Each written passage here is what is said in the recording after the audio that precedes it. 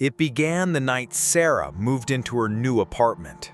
Fresh out of college, she found a small one-bedroom in an older complex on the edge of town. The kind of place with creaky stairwells, a flickering hallway neon, and neighbors who kept to themselves. Rent was cheap and the lease flexible. She signed on a Thursday, lugged in her boxes, and collapsed into bed by midnight, elbows aching, floorboards groaning beneath her. She woke an hour later to the sound of footsteps. Soft shuffles, like someone in socks, padding across the hardwood floor outside her bedroom door. At first she thought it was the building settling, or maybe her next-door neighbor's cat. She lay still, listening. The steps stopped, nothing more. She rolled onto her side and drifted back to sleep. 2 nights later, she dozed off around 11:30 p.m., TV murmuring in the living room. At precisely 12:17 a.m., her phone alarm buzzed, a reminder she'd set to refill her bird feeder before sunset the next day. When she silenced it, she heard it again. Footsteps in her bedroom, clear as day, crossing the carpeted floor. She sat up, heart pounding. "Who's there?" she called out, voice trembling. Silence. Then the footsteps resumed, this time slower, more deliberate, as if whatever was in her room was pacing. She flicked on the table lamp. The small bedroom flooded with golden light, but the corner in front of her closet remained dark. She watched. The steps grew fainter and then stopped altogether. Shaking, she grabbed her phone and checked the time, 12:21 a.m. She texted her best friend. "I swear I heard someone walking in here just now. No idea." No reply. She set the phone face down, on alert, then lay back down, eyes wide as the lamp buzzed overhead. By morning, she told herself, it was her imagination. Stress, a super-sensitive hearing, an overactive mind. She'd been pulling late shifts at the bookstore and struggling with bills. Anxiety made you hear things. On night 3, it got worse. She woke to a sensation. Someone standing beside her bed, just where her nightstand should have been, only it wasn't there. Her hand found empty space. She blinked into shadow. A dark shape loomed. Panic seized her throat. The shape didn't move. She squinted. Maybe it was a coat draped on the back of the door. But as her eyes adjusted, she saw the glint of a phone screen, like someone was recording her. She bolted upright, ripping the sheets away. "Who are you? What do you want?" Her words echoed. The shape retreated inhumanly fast. 1 second at the door, the next gone. The door clicked. She rushed over and locked it, fumbling with the deadbolt until her knuckles bled. Then she sat on the edge of the bed, shaking, tears burning behind her eyes. She didn't sleep the rest of the night. Come morning, she called maintenance and asked if they could add an extra lock or install a door viewer. They sent someone during the day, drilled in a latch, but shrugged off her questions about strange noises.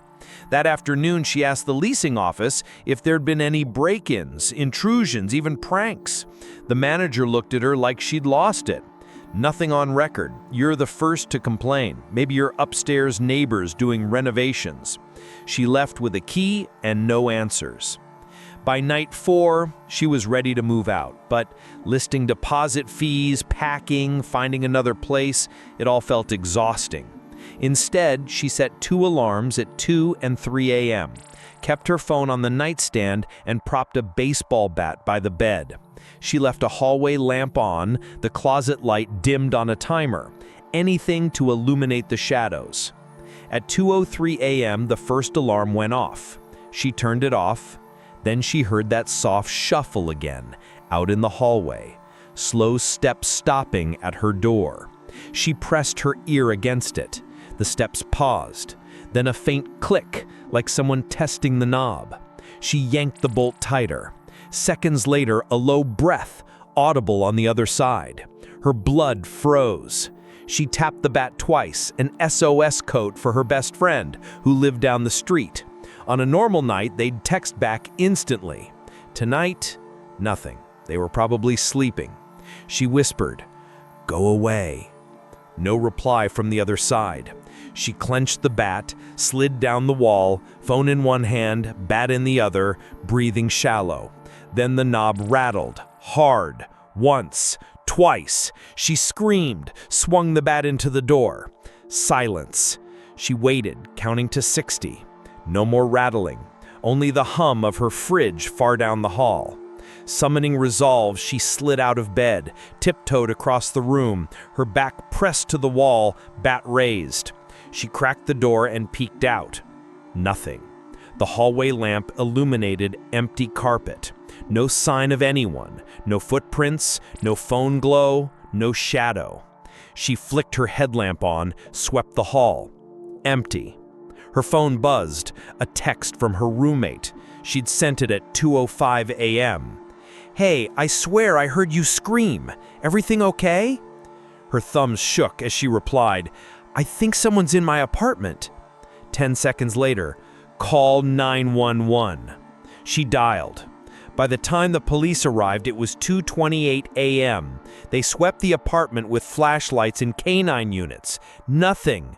No intruder, no footprints, no phone showing activity. Even the camera feed from the lobby security system revealed only her sliding in, locking the door, and a blank hallway.